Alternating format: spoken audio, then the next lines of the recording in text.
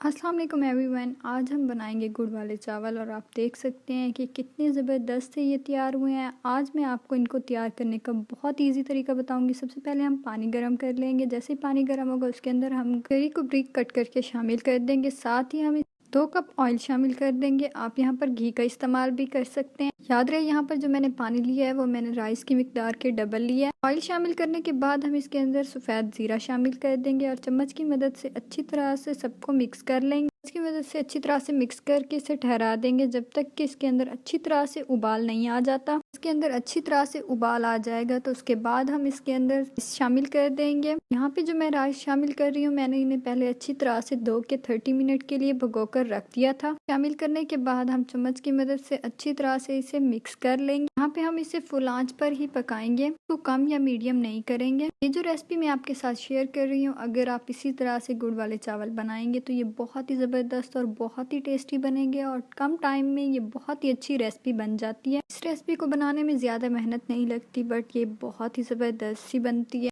थोड़ी थोड़ी देर बाद इसके अंदर चम्मच हिलाते रहेंगे। ये लगेगा कि पानी जो है वो काफ़ी हद तक खुश्क हो चुका है तो इसके ऊपर हम ढक्कन लगा देंगे। 5 मिनट बाद हम ढक्कन उतारेंगे और उसके बाद आप देख सकते हैं कि ये इस शक्ल में आ चुका है। अब हम गुड़ के छोटे छोटे पीसीस करके इसके अंदर शामिल कर देंगे और चम्मच की मदद से अच्छी तरह से इसे मिक्स कर लेंगे। याद रहे जब हम इसके ऊपर ढक्कन लगाएंगे तो उस वक्त भी हमें आँच को मीडियम या लो नहीं करना। गुड़ शामिल करके चम्मच हिला के अच्छी तरह से हम इसके ऊपर दोबारा से 5 मिनट के लिए ढक्कन लगा देंगे और 5 मिनट बाद हम ढक्कन को फिर से उतार लेंगे। गुड़ शामिल करने की वजह से आप देख सकते हैं कि इसके अंदर जो पानी है वो ज्यादा हो गया है, क्योंकि गुड़ का जो पानी है वो इस टाइम पर निकल आया है। ये आपने फ्लेम को हाई रखना है। ये नहीं सोचना कि जो राइस है वो अच्छे से गलेंगे नहीं। आप फ्लेम को हाई ही रखिएगा, राइस अच्छे से गल जाएंगे। आप देख सकते हैं कि इस टाइम पर राइस के अंदर सिर्फ 10% तक पानी बाकी रह चुका है। चम्मच की मदद से हम अच्छी तरह से इसे मिक्स कर लेंगे। अच्छी तरह से चम्मच हिलाने के बाद हम इसके ऊपर ढक्कन लगा देंगे और आंच को हम यहाँ पर बिल्कुल ही लो कर देंगे और 10 मिनट के लिए हम ढक्कन लगाएंगे। तो हम इस पॉइंट पर इस पे ढक्कन लगा रहे हैं, ये दम के लिए हम ढक्कन लगा रहे हैं। दम लगाने के लिए हम किसी पेपर या कपड़े का बिल्कुल भी यूज़ नहीं करेंगे। 10 मिनट बाद जब हम ढक्कन उतार लेंगे यानी कि दम को उतार लेंगे तो आप देख सकते हैं कि जो राइस है वो कितने ज़बरदस्त से तैयार हो गए। हमेशा याद रखा करें जब भी आप दम उतारा करें तुरंत से इसके अंदर चम्मच ना हिलाया करें। थोड़ी देर बाद जब इसके ऊपर तमाम बुखारात ख़त्म हो जाए उसके बाद इसमें चम्मच लाइएगा और आप देख सकते हैं कि कितना ज़बरदस्त से जो हमारे गुड़ के राइस हैं वो तैयार हो चुके हैं।